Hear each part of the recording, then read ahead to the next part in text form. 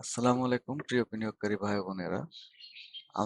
আপনাদের জন্য আমাদের ওয়াইজেন রিসোর্সের পক্ষ থেকে শেয়ার বাজারের ডেইলি আপডেট সম্পর্কে এবং ছোটখাটো ক্ষুদ্রতে ক্ষুদ্র অ্যানালাইসিস নিয়ে আমরা আপনাদের কাছে চেষ্টা করব একটা ইন্টারভেল পর পর হাজির হওয়ার জন্য চেষ্টা করব আপনাদের সাথে কমিউনিকেশন রেখে কাজ করার জন্য। এবং এরই প্রয়াসে আমাদের প্রথম ভিডিও, যুদ্ধের বাজারে কিভাবে ব্যবসা করবেন।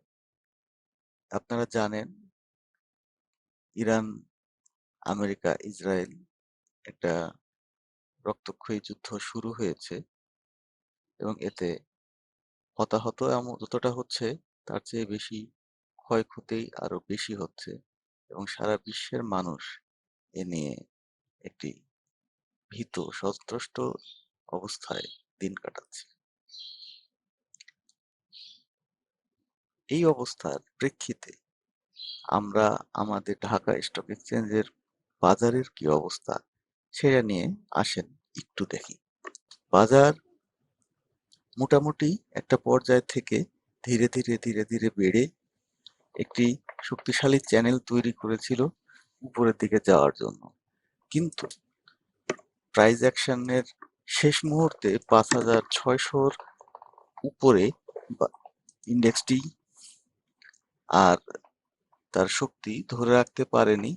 মোটামুটি ভাবে একটি কারেকশনের সাথে যুদ্ধ করে সে অলরেডি পরাস্ত হয়েই ছিল। আর মিন টাইম আপনি যদি দেখেন, গত নভেম্বর মাস থেকে এই ফেব্রুয়ারি মাসের মাঝামাঝি পর্যন্ত বা শেষের দিকে পর্যন্ত মোটামুটি বাজার কিন্তু অলরেডি 16-17% প্রফিট আপনাদেরকে দিয়ে দিয়েছে। হ্যাঁ, কেউ 16% প্রফিট করেছেন, কেউ 66% প্রফিট করেছেন, কেউ 6% প্রফিট করেছেন, কেউ বা লস করেছেন। এটা নিয়ম। একটা আসলে আমরা সবসময় যে একইভাবে সবাই ব্যবসা করতে পারবো তা না। তো এরই ভেতর দিয়ে বাজার এখন কারেকশনের দিকে যাওয়া শুরু করেছে, যার সিমটম আমরা দেখতে পেয়েছি। এখন এই সিমটমের মাঝখানে ইরাক এই ইরান আমেরিকা যুদ্ধটা এমন একটি সময় এসেছে যে আমাদের বাজারকে বলতে বাধ্য করেছে যে আসলে ইরান আমেরিকা যুদ্ধের কারণেই বাজারটা পড়েছে।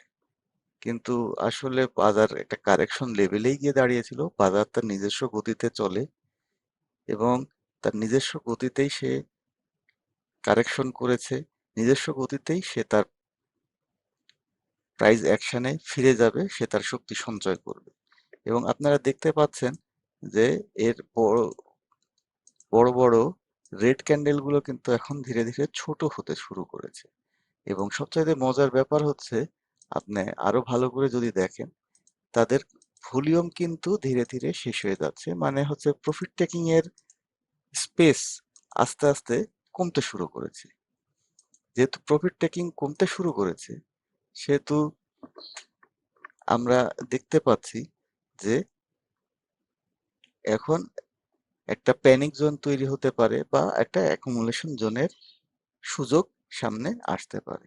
তো যেহেতু আমরা ধরে নিতে পারি যে সামনে অ্যাকুমুলেশন হওয়ার একটা পসিবিলিটি আছে, তাই এখন থেকে ধীরে ধীরে আপনারা স্টকের দিকে নজর দিতে পারেন। কিন্তু আসলে কতখানি নজর দিবেন? আপনার কি মনে হয় যে এখানেই পতনের শেষ, নাকি এখানে পতনের শুরু? এই সকল বিষয়গুলো নিয়ে আমরা আলোচনা করব। তার আগে আসেন আমরা একটু দেখে নেই যে ইরান আমেরিকা যুদ্ধ হলে এর ক্ষতি কেমন হবে বা কতখানি দীর্ঘায়িত হবে। ইরান, সৌদি আরব এবং তৎসংলগ্ন দেশগুলো, তারা যেখানে আছে, যে অবস্থায় আছে, এই পুরো অঞ্চলটা পৃথিবীর 1/4 তেল হোল্ড করে এবং পৃথিবীর 35% তেল এই জায়গাটুকুর ভিতর দিয়ে যাতায়াত করে। এই জায়গাটুকু থেকে সারা পৃথিবীতে ছড়িয়ে যায়। তো যদি এই অঞ্চলটায় কোনো বিঘ্ন ঘটে, তাহলে সারা পৃথিবীতে যেমন তেলের অভাব হবে, তেলের অভাবে কলকারখানা বন্ধ হবে, তেলের অভাবে আপনি অফিসে যেতে পারবেন না, তেলের অভাবে বিদ্যুৎ উৎপাদন বন্ধ হয়ে যাবে। এতে একটি দীর্ঘস্থায়ী শক্তিশালী মহামন্দা, মহামারী এবং যা কিছু বলেন এ ধরনের সিচুয়েশন তৈরি হওয়ার পসিবিলিটি থাকবে। এবং যুদ্ধ যত দীর্ঘায়িত হবে ততই আমরা বিপদে পড়ার সম্ভাবনা ভিতরে থাকব। তো যদি তাই হয়, তাহলে যুদ্ধ যদি আরো ৩ মাস বা ৬ মাস বা ৯ মাস দীর্ঘস্থায়ী হয়, সেক্ষেত্রে কেমন হতে পারে? আসেন আমরা একটু দেখি রাশিয়া ইউক্রেন যুদ্ধের অবস্থা। রাশিয়া ইউক্রেন যখন যুদ্ধ লাগে, তখন আমাদের ডিএসই স্টক এক্সচেঞ্জ ছিল ৬,৯০০ ইন্ডেক্সে। একটি আপার স্ট্যান্ড থেকে এটা কারেকশনের দিকে আস্তে আস্তে যাচ্ছিল। তারপর দেখেন ধীরে ধীরে ধীরে ধীরে পড়ছে, পড়ার পরে আবার একটু বাউন্স ব্যাক করছে, থাকতে পারেনি, আবার পড়ছে, আবার বাউন্স করছে। এভাবে আস্তে আস্তে সে নিচের দিকে চলে গেছে এবং এই ধাক্কা সে আর কখনোই সামলাতে পারে নাই। রাশিয়া ইউক্রেন যুদ্ধ এখনো শেষ হয়নি, আমাদের বাজারেও সবসময় নিচের দিকেই নামতে থাকছে। তো এখন প্রশ্ন হচ্ছে যে রাশিয়া ইউক্রেন যুদ্ধ আমাদের দেশের অর্থনীতির সাথে বা বৈশ্বিক অর্থনীতির সাথে কতখানি সম্পৃক্ত, আর রাশিয়া ইউক্রেন যুদ্ধ কতখানি এর চাইতে এই ইউএসএ ইরান যুদ্ধ কি বেশি গুরুত্বপূর্ণ না কম গুরুত্বপূর্ণ? এটাই হচ্ছে প্রশ্ন। যদি এই যুদ্ধে ইউএসএ হেরে যায় বা পরাজিত হয়, তাহলে পৃথিবীর কারেন্সি সিস্টেম নষ্ট হয়ে যাবে এবং সারা পৃথিবীতে অনেক দেশ দেউলিয়াতি পথে হাঁটতে থাকবে। আমেরিকার অর্থনৈতিক কাঠামো ভেঙে পড়বে। আর এই যুদ্ধে যদি ইরান পরাজিত হয়, ইউএসএ যদি বিজয়ী হয়, তাহলে সারা পৃথিবীর 1/3 অয়েলের উপরে ইরান আমেরিকার একটি শক্তিশালী বলয় এবং অবস্থান তৈরি হবে। সে একটি মনোপলি বাজার তৈরি করবে, যার ফলে আমেরিকা অনেক উন্নত হবে আর সারা বিশ্ব না খেয়ে মরবে। হয়তো এমন হতেও পারে, নাও পারে, কিন্তু আমরা চাই এ যুদ্ধ থেমে যাক, আমরা চাই সবাই ভালো থাকুক। এ যুদ্ধের কিছু মানবিক দৃষ্টিকোণ থেকে যদি দেখতে হয়, তাহলে আমি বলবো যুদ্ধে অনেক বেশি মানুষ মারা যাচ্ছে, কিন্তু এটা নিয়ে কারো কোনো মাথা ব্যথা নেই। ইরানে এখন পর্যন্ত এই মাত্র মাত্র ১ সপ্তাহে ২৫০-র উপরে শিশু অলরেডি মারা গেছে। সেখানে ক্ষয়ক্ষতির পরিমাণ অনেক, কিন্তু মানুষ মারা গেছে ২৫০০-এর উপরে এবং এর ভিতরে ছিল ২৫০-র উপরে শিশু। এদেরকে সহানুভূতি দেওয়ার জন্য আমি এখন পর্যন্ত কোনো জাতিসংঘের কোনো মাধ্যম থেকে কোনো আহ, বক্তব্য দিতে এখনো আমি দেখি নাই, হয়তোবা তারা দিছে, আমার চোখে পড়ে নাই। তো আমি চাইবো যে মানবেতর দিন যেন কাউকে পোহাতে না হয়। তো আসেন এর পরবর্তী স্টেজে আমরা যাই, যে ডিএসই যে ইন্ডেক্সটা পড়তেছে, তো বেসিক্যালি এটা কার উপর ভিত্তি করে পড়তেছে? অবশ্যই এটা ব্যাংক সেক্টর। ব্যাংক সেক্টরের উপর ভিত্তি করেই ইন্ডেক্স এত দূর আসছে। ব্যাংক সেক্টরের উপরে মাথা রেখেই সে নিচের দিকে যাবে।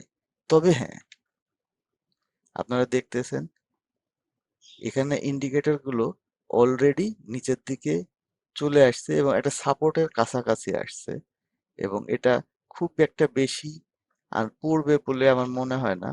হয়তোবা এই ১৫ টাকার রেঞ্জ থেকেই বাজার ব্যাক করবে বা ১৫ টাকা ১৫ টাকা ৬০ পয়সা রেঞ্জ থেকেই বাজার ব্যাক করবে। তো যদি তাই হয় তাহলে হয়তো বা দেখা যেতে পারে যে আপনার সর্বোচ্চ আর 1 দিন থেকে 2 দিন বাজার কারেকশনে থাকতে পারে। তো এটা কারেকশনে থাকবে, এটা ঠিক বলা ঠিক না, কারণ যথেষ্ট পরিমাণ শেয়ার মার্কেটে ডাউন আসছে। এখান থেকে যেটা হবে যে একটি পর্যায়ে এখান থেকে একটা বাউন্স ব্যাক করবে বা পুল ওভার করবে। এই পুল ব্যাকটা কতখানি শক্তিশালী হবে? আমার কাছে যেটা মনে হয়, যেহেতু এটা কারেকশনের পরে পুল ব্যাক হচ্ছে, এটা একটা ব্লাফ হতে পারে যে 2 দিন 3 দিন 4 দিন ভালো থাকলো, বা 2 দিন ভালো থাকলো, 2 দিন খারাপ থাকলো, 2 দিন ভালো থাকলো, 2 দিন খারাপ থাকলো, এরকম করতে করতে আস্তে আস্তে আবার নিচের দিকে যেতে পারে। কারণ যারা বেশি দামে শেয়ার বিক্রি করেছে তা তো চাইবে 2 টাকা কমে কিনতে। সেটা যে পদ্ধতিতে হোক, এবং আপনি নিজেও চাবেন, অন্য একজন বিনিয়োগকারীও চাবে। সবাই এটাই ভাবে, এটাই চায় যে আমি যেটা বিক্রি করব সেটা বেশি দামে বিক্রি করবো, এবং যেটা কিনবো সেটা কম দামে কিনবো। তো এই ধরনের একটি সিচুয়েশনের মধ্যে দিয়ে বাজারকে আমরা আগামী 1.5 মাস দেখতে পাবো। কখনো উঠবে, কখনো নামবে, এই ধরনের একটা সিচুয়েশনের মধ্যে দিয়ে। এরপরে যেটা হবে, সেখান থেকে ধীরে ধীরে বাজার আবার পুল ব্যাক করবে।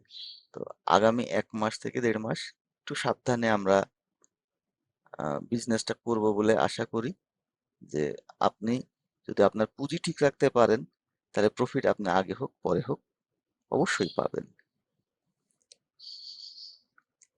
আর দ্বিতীয় কথা হচ্ছে, আপনি যখন পুঁজি হারাবেন তখন ওই পুঁজির টাকাটা, যেটা আপনি 3 মাসে পুঁজির টাকাটা হারাইছেন, সেই টাকাটা রিকভার করতে আপনার হয়তো বা 3 বছর লেগে যেতে পারে, হয়তো বা কখনো বেশিও লাগতে পারে, কখনো 6 মাসও লাগতে পারে। বাট এই যে পেইন এবং আপনার বিজনেসের যে সেট আপ, সেটা যে নষ্ট করে দিবে, এই সেট আপটার কারণে আপনি পরবর্তীতে আপনি আপনার ইচ্ছা মতো ট্রেড নিতে পারবেন না। আপনার কাছে বিভিন্ন ধরনের কোশ্চেন আসবে, কনফিউশন আসবে। তো এই কোশ্চেন কনফিউশন আপনার প্রফিটকে হিট করবে এবং আপনার মেন্টালিটি, ট্রেডিং মেন্টালিটিকে নষ্ট করবে।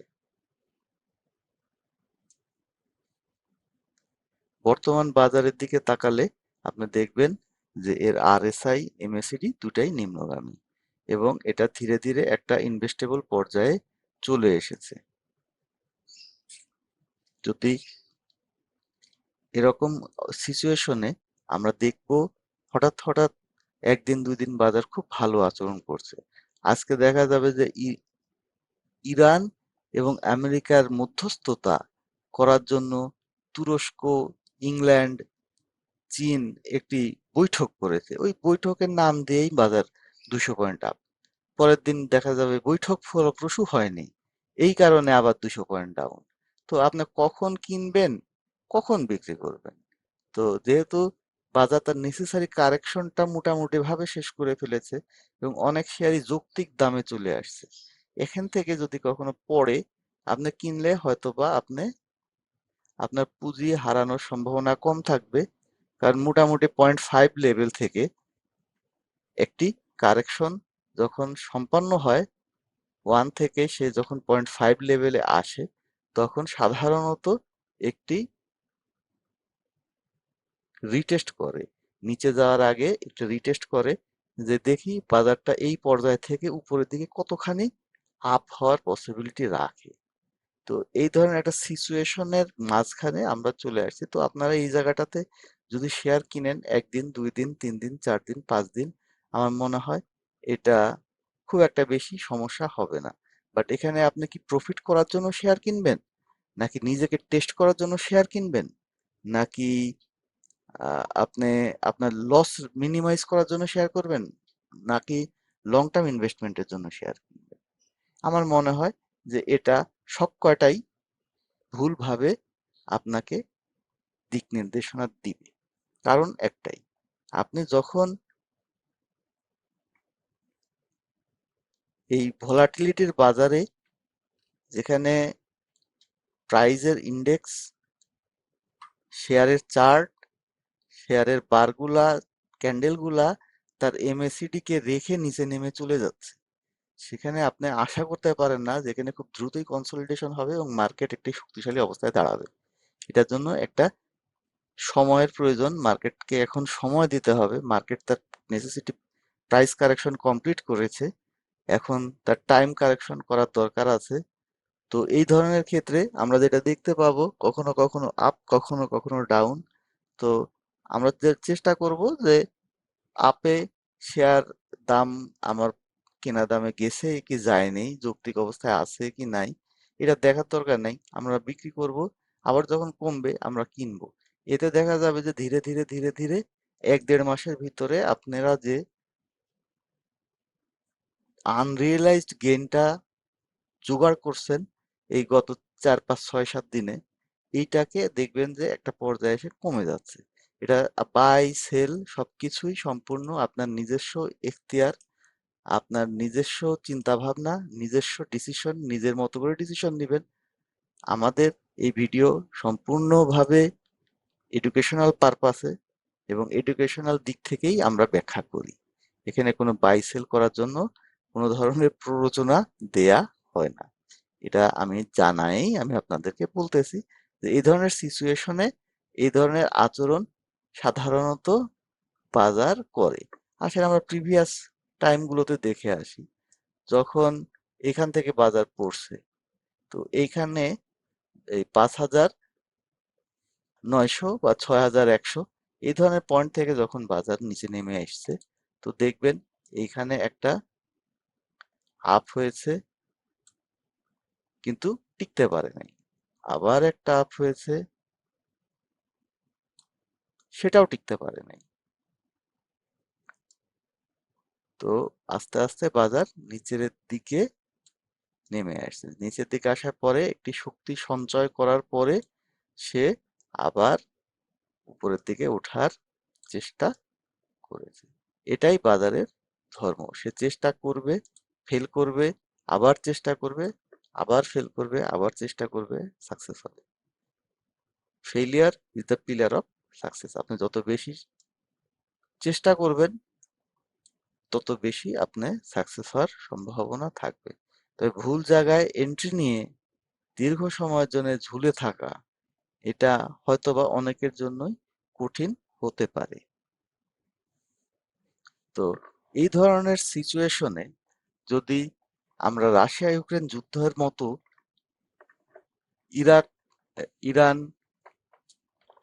ইসরায়েল, ইউএসএ এইসব যুদ্ধগুলোকে আমরা মিলাই, তাহলে আপনারা দেখবেন যে এই যুদ্ধের ভয়াবহতা রাশিয়া ইউক্রেন যুদ্ধ চাইতে অনেক বেশি। কারণ এই তেলের উপরে গোটা পৃথিবীর অর্থনীতির দণ্ডমুণ্ড দাঁড়ায় আছে। এই তেলের উপরে সারা বিশ্বের মানুষের ভাগ্য, রুটি, রুজি এবং জীবন, জীবিকা সবকিছুই নির্ভর করতেছে। তাই এই যুদ্ধ যত দ্রুত শেষ হয়, আল্লাহ সকলের জন্য তত তাড়াতাড়ি মঙ্গল বয়ে আনবেন। আমি বলতেছি না কে জিতবে কে হারবে, বাট আমার মনে হয় যত দ্রুত যুদ্ধ সমাপ্ত হওয়া সম্ভব, তত দ্রুতই আমার দেশ, আমার দেশের মানুষ, আমার দেশের মতো অন্যান্য দেশের মানুষ, আমার দেশের শেয়ার বাজার এবং আমরা যারা ক্ষুদ্র বিনিয়োগকারী আছি, যারা সবসময় লস করি, তাদের ভাগ্যে হয়তোবা কিছুটা হলেও হতাশা কম তৈরি হবে। আমরা একটা ভালো পুঁজিবাজার দেখার সুযোগ পাবো খুব দ্রুতই। বাজার বহুদিন পর একটি সুন্দর মোমেন্টামে উঠতেছিল এবং আমাদের ধারণা এই বছর হয়তোবা অতীতের অনেক রেকর্ড আমরা ভাঙতে দেখবো পুঁজিবাজারকে আগামী 2026-27 সালে। আমাদের সাথে থাকুন, আমাদের দিকে অ্যানালাইসিসের দিকে চোখ রাখুন। আশা করি আপনারা একটা দিক নির্দেশনা খোঁজার মতো অ্যানালাইসিস পেতে পারেন। তো এই মুহূর্তে আমাদের মার্কেটে সবচাইতে বেশি যে প্রফিটটা দিয়েছিল বা মার্কেটকে আশার আলো দেখিয়েছিল, সেটা হচ্ছে ইন্স্যুরেন্স সেক্টর। ইন্স্যুরেন্স সেক্টর সবার আগে প্রফিটে গেছে, ইন্স্যুরেন্স সবার আগে ব্রেকআউট করছে এবং ইন্স্যুরেন্স সবার আগে আবার পতনের দিকেও নামছে। ঠিক তেমনি ইন্স্যুরেন্স সেক্টর আবারও সবার আগেই দৌড় দিবে, এটা মাথায় রাখবেন। যে যেটা সবার আগে কারেকশনে যায় সে সবার আগে আবার মুভমেন্টে ঘুরে, যেটা সবার পরে কারেকশনে যায় সে সবার পরে মুভমেন্টে। এখানে ভিন্নতা থাকতে পারে, কখনো কখনো ভিন্নতা হয়, কিন্তু অধিকাংশ ক্ষেত্রে অতীতের রেকর্ড এই জিনিসটাই বলে। বিগত সময় যখন 22, 23, 24 সালে বাজারের ধীরে ধীরে ধীরে ধীরে নামতেছিল, সবার আগে কিন্তু ডাউন হয়েছে ইন্স্যুরেন্সের শেয়ার। এবং এইবার দেখবেন সবার আগেই বাজারে ইন্স্যুরেন্সের শেয়ার মুভমেন্ট করা শুরু করেছিল, আবার সবার আগে তারা কারেকশনে গেছে, এবং দেখবেন পরবর্তী কনসলিডেশনে তারাই সবার আগে প্রাইস অ্যাকশনে ফিরে যাবে। ইন্স্যুরেন্সের ভলিউমটা কমে গেছে, তার আরএসআই একটা ইনভেস্টমেন্ট লেভেলের দিকে চলে আসছে, এমএসিডি অবস্থা একবারেই জঘন্য। আর আশার আলো হচ্ছে এতটাই জঘন্য যে এর চাইতে নিচে নামার সম্ভাবনা অনেক কম। আপনারা দেখবেন এটা দ্রুত প্রাইস অ্যাকশনে যেতে পারে, বাট আমার বক্তব্য হচ্ছে নেক্সট প্রাইস অ্যাকশন মেবি একটা ইনডিউসমেন্ট, মেবি একটি প্রতারণা। এখানে দেখা যাবে যে একটা কিছুদিন, 2 দিন, 1 দিন, 2 দিন, 3 দিন, 4 দিন একটা ভালো ট্রেড, ভালো ভলিউম, ভালো প্রাইস অ্যাকশন দেখানোর পরে আপনার হাতে কিছু শেয়ার ধরায় দিয়ে আহ, দেখা গেল যে মামুরা নাই, আবার আগের মতো আগের ধারায় চলে আসছে। তো খবরের কাগজ দেখবেন, আহ, অবশ্যই ইনফরমেশন সম্পর্কে জানবেন। এই মুহূর্তে মার্কেট যতটা অ্যানালাইসিস নির্ভরশীল, তার চাইতে বেশি নিউজ নির্ভরশীল।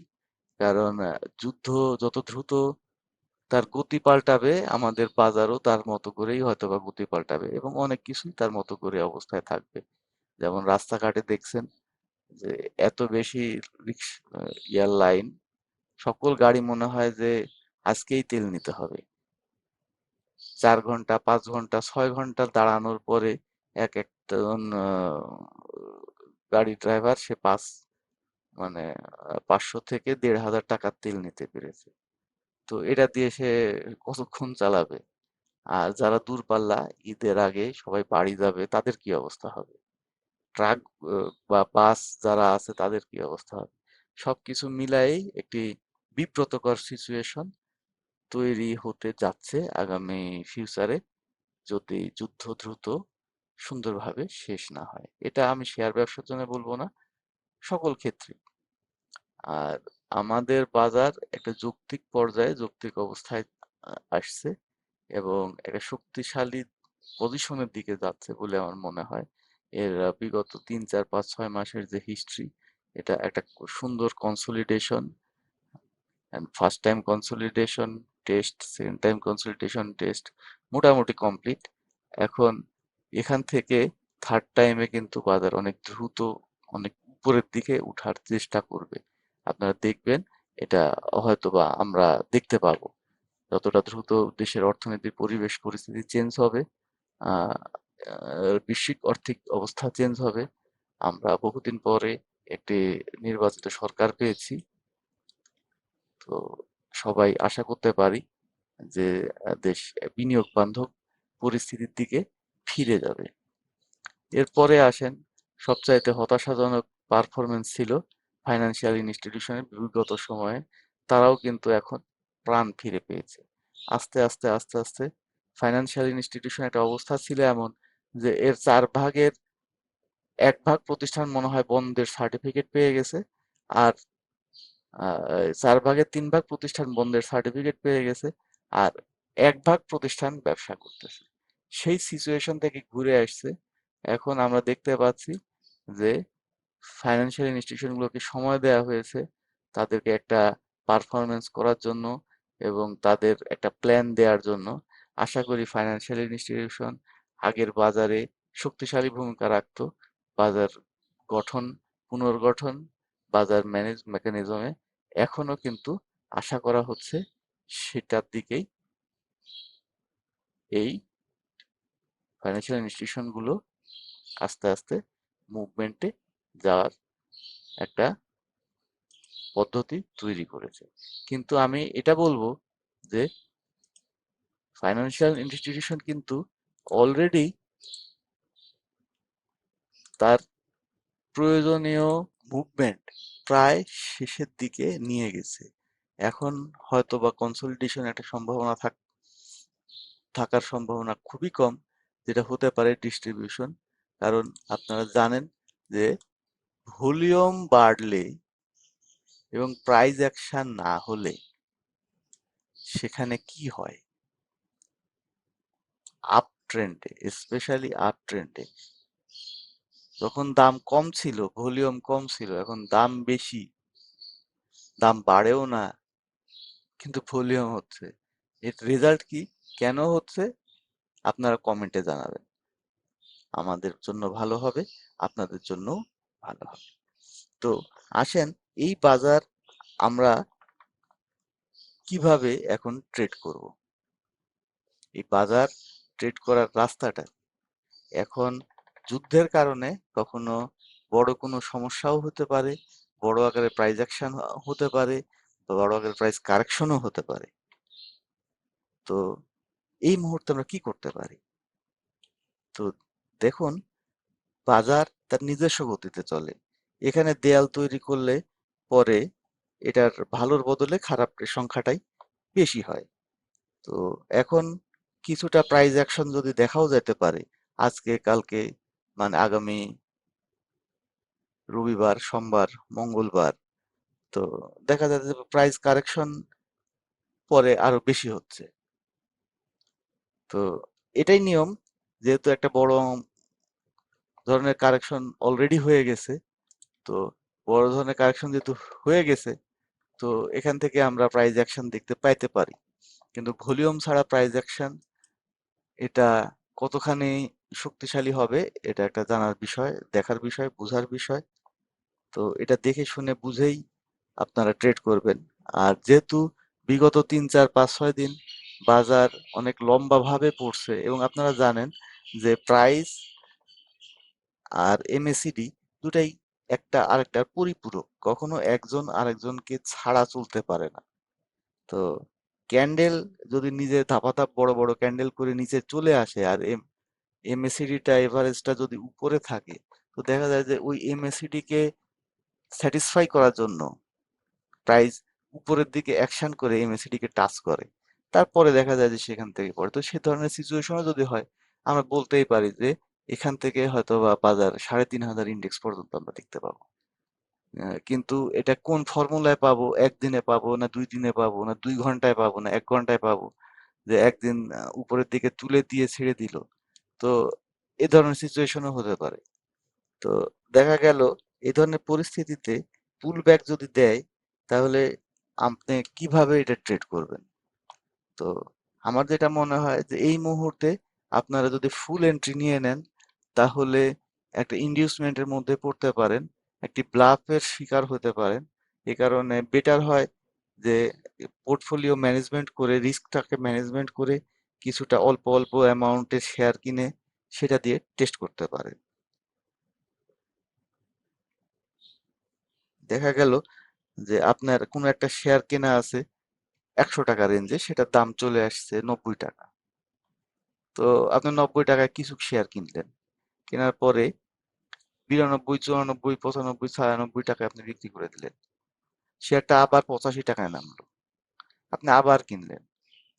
এভাবে ধীরে ধীরে আপনি আপনার এভারেজ কস্টিংটা নিচের দিকে নামায় নিয়ে আসলেন, আপনার পোর্টফোলিওকে একটা শেপে নিয়ে আসলেন, এবং মার্কেট যখন পরবর্তী মোমেন্টামে রান করবে, তখন আপনি আপনার পোর্টফোলিওকে সুন্দরভাবে সাজাতে পারবেন।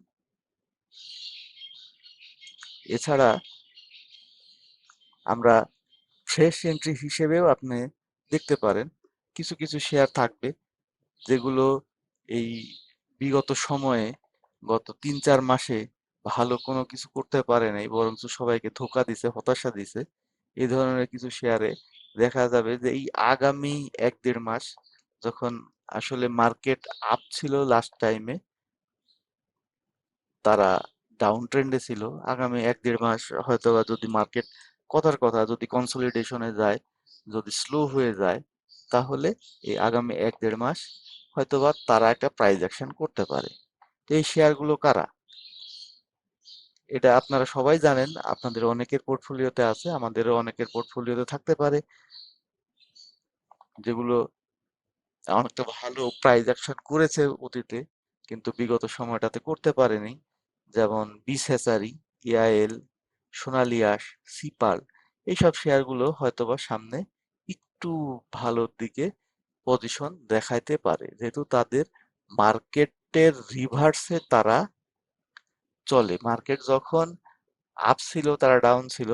তো আসেন দেখি মার্কেট এখন আপ এর বদলে ডাউন হচ্ছে। তো আপনি দেখতে পাচ্ছেন ইআইএল কিন্তু তার প্রাইস, এই যে যখন থেকে মার্কেট ডাউন তখন থেকে সে কিন্তু তার প্রাইস মুভমেন্ট ধরে রেখেছে, এবং এত ডাউনের পরেও সে কিন্তু প্রাইস ধরে রেখেছে এবং একটা আপের দিকে যাচ্ছে। হয়তোবা আমি এটাকে আপ ট্রেন্ড বলবো না, আপ ট্রেন্ড বলার জন্য আপনাকে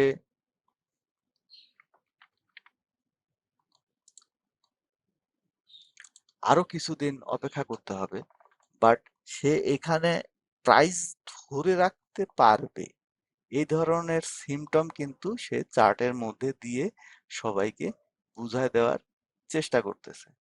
এবং সামনে আমরা যদি এর প্রাইস অ্যাকশন দেখি, হয়তো অবাক হওয়ার কিছু থাকবে না। এরপরে আসেন বিস হ্যাচারি।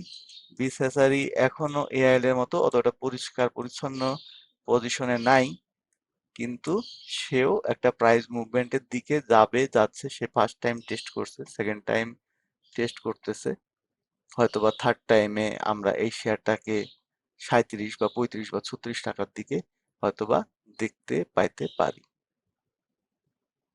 এছাড়াও আপনারা দেখছেন সিপাল একটা সময় অনেক প্রফিটেবল শেয়ার ছিল, মানুষের মুখে মুখে এই শেয়ারটার নাম ঘুরতো। সিপাল কিন্তু তার price action more or less শুরু করে দিয়েছে। আমরা যদি ইসিমুকু ক্লাউড দিয়ে দেখি, সিপাল কিন্তু অলরেডি তার পজিটিভ মোমেন্টামের মধ্যে গেছে, অলরেডি সে তার ক্লাউডের উপরে চলে গেছে, এবং অলরেডি সে একটা আপ ট্রেন্ডের মধ্যে আছে।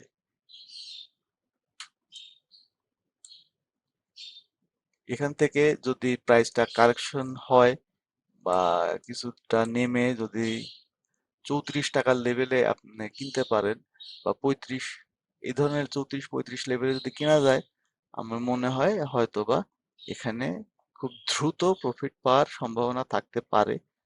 যদিও এই বাজারে কোনো কিছুই শতভাগ গ্যারান্টি দিয়ে বলা যায় না, বাট যে সেটা 200-150 টাকা থেকে নিচে সরাসরি নিচে নেমে 30 টাকাতে আসছে, হয়তোবা সে এখান থেকে উপরের দিকে যাওয়ার পসিবিলিটি রাখে। সে দীর্ঘদিন কোনো ধরনের কোনো ব্যবসা দেয় নাই, এই যে পুরো একটা টাইম এই প্যাটার্নে আপনারা দেখতে পাচ্ছেন সে একটা কনসলিডেশন কমপ্লিট করছে। এই কনসলিডেশন কমপ্লিট করে সে এখন একটা পর্যায়ে আছে। এরপরে আরেকটা শেয়ার আমরা দেখতেছি, এটার নাম হচ্ছে সোনালী আঁশ। সোনালী আঁশ শুধু গলার ফাঁস হিসেবেই দেখা গেছে, এই যে একটা দড়ি গলার ফাঁস, এই যে আরেকটা গলার ফাঁস, এদের নতুন আরেকটা গলার ফাঁস, বাট গলার ফাঁসের একটা শেষ আছে। এটার শেষ আপনারা খুব দ্রুত দেখতে পাবেন। সোনালী আঁশের প্রাইস কমে গেছে, সোনালী আঁশের ভলিউমও কিন্তু প্রাইজের সাথেই অনেক কমে গেছে। আপনারা ভলিউমটা দেখেন, এখানকার ভলিউম আর এই অঞ্চলগুলোর ভলিউম, এখানে অনেক পার্থক্য আছে। তার ভলিউম কারেকশনের শেষের দিকে সোনালী আঁশ এরপরে যেটা করবে, খুব দ্রুতই আমরা সোনালী আঁশকে মুভমেন্টে দেখতে পাবো। এটা আসলে প্রাইস অ্যাকশনের ব্যাপার, টেকনিক্যাল অ্যানালাইসিস সহজ জিনিস না। এই কারণেই আমি বলতেছি যে সোনালী আঁশকে আপনারা হয়তোবা সামনে প্রাইস অ্যাকশনে দেখতে পাবেন। এই ধরনের চার্ট দেখে বাংলাদেশের কোনো অ্যানালিস্ট বলবে না যে সোনালী আঁশের দাম বাড়বে। আপনারা খুব দ্রুতই দেখতে পাবেন, বাট আপনারা এখন থেকে যদি স্টার্ট করেন, এটাকে আপনি হয়তো 135 টাকার লেভেল পর্যন্ত আপনি দেখতে পাবেন, কিন্তু ওইদিকে হয়তো দীর্ঘ সময়ের জন্য থাকবে না। আপনি যদি 150 থেকে 155-র ভিতরে এভারেজ কস্টিং ধরে আপনি 160 টাকা থেকে আস্তে আস্তে এন্ট্রি নেওয়া শুরু করেন, 10% করে, 160-এ 10%, 150-এ 10%, 155-তে যখন উপরে ওঠার চেষ্টা করবে তখন 10%, এভাবে নিয়ে যখন প্রাইজ অ্যাকশনে যাবে তখন 20%। এভাবে যদি আপনি আস্তে আস্তে আগাতে থাকেন, আশা করি এখান থেকে আগামী 6 মাসে একটা ভালো প্রফিট দেখার পসিবিলিটি থাকবে।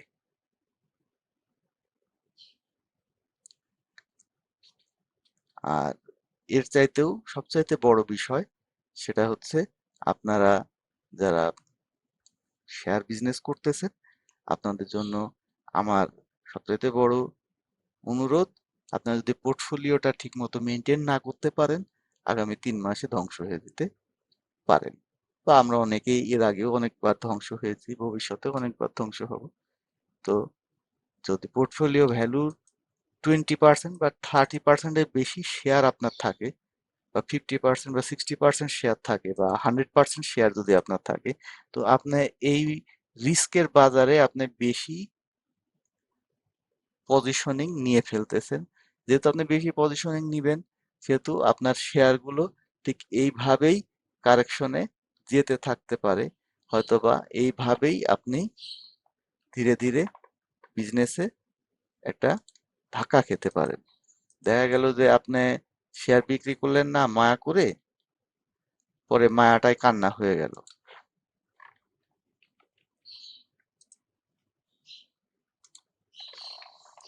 কাশিম ইন্ডাস্ট্রিজ সুন্দর প্যাটার্ন, সুন্দর সবকিছু, every set up okay, but আপনি যদি 41, 42-তে যদি আপনি সেল না করেন, তাহলে এখন 37.6। আপনার কি মনে আছে এই শেয়ারটা কত টাকা থেকে ঘুরে আসছে? এই শেয়ারটা 20 টাকা 25 টাকা থেকে উঠে আসছে, এবং এটা বেশি দিন আগের কথা না। আপনি একটা স্কেল দিয়ে মাপেন,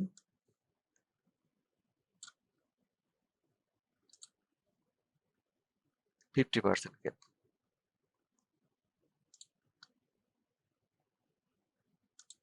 বা আপনি গত 3 মাসে দেখেন, 3 মাসে বা 4 মাসে এই শেয়ারটা প্রতিবার 20% করে গ্যাপ দিয়েছে। এবার এখানে একটা 20%, এখানে একটা 10%, এখানে একটা 10%, এখানে একটা 10%, এখানে একটা 20%। তো মোটামুটি ভাবে এই অবস্থায় যাওয়ার পরেও যখন এই শেয়ারটা তার দাম ধরে রাখতে পারতেছে না, তাহলে কি হবে?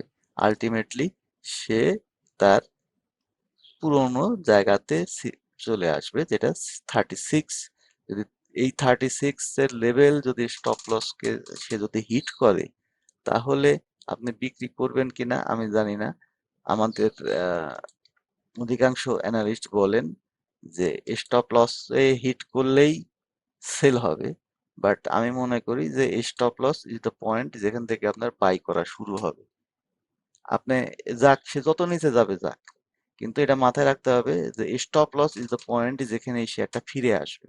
নিচে নামলে উপরে আসবে, উপরে নাম উঠলেও আবার নিচে আসবে।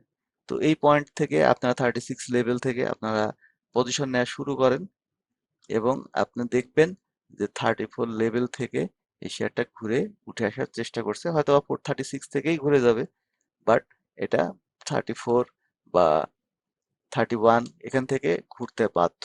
বাট এটা যেহেতু একটা জিগজ্যাগ প্যাটার্নের শেয়ার, এটা সবসময় মাথায় রাখতে হবে, জিগজ্যাগ প্যাটার্নের শেয়ার প্রতি মাসে একবার লাভ দেয় বা প্রতি 2 মাসে একবার লাভ দেয়। আপনি এখানে যদি কিনেন, মার্কেট যে অবস্থায় থাক না কেন, এই জায়গাটাতে 1 থেকে 2 মাসের ভিতরে আবার টাচ করবে।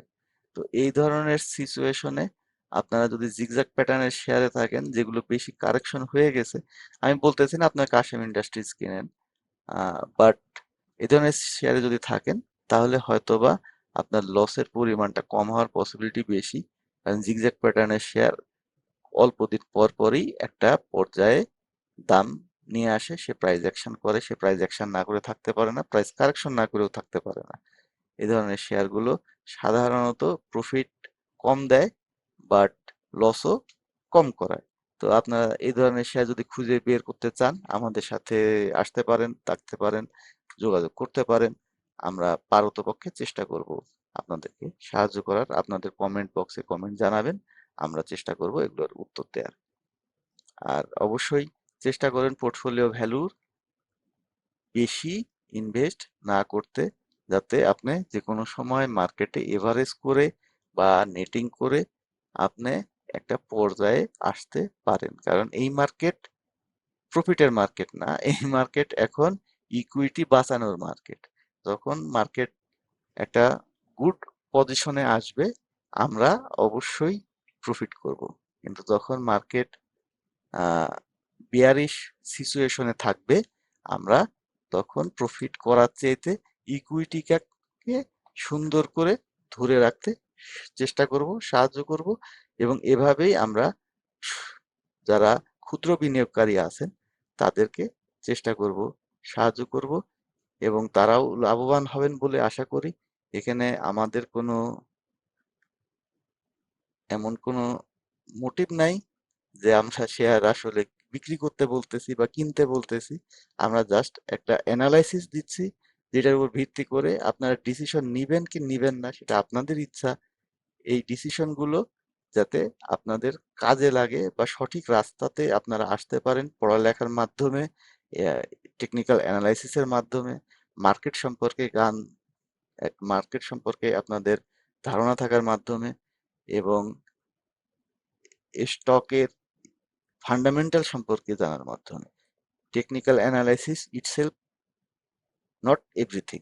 অবশ্যই টেকনিক্যাল অ্যানালাইসিস ছাড়া আমরা ট্রেড করব না, কিন্তু technical analysis itself not everything. এখানে ফান্ডামেন্টাল আছে, এখানে ম্যাক্রো ইকোনমিক ভেরিয়েবল আছে, সবগুলোকে আমরা একত্রিত করেই আমরা যদি ট্রেড করতে পারি তাহলে আমরা একটা সেফ প্রফিট ম্যাক্সিমাইজেশনের মধ্যে থাকতে পারবো।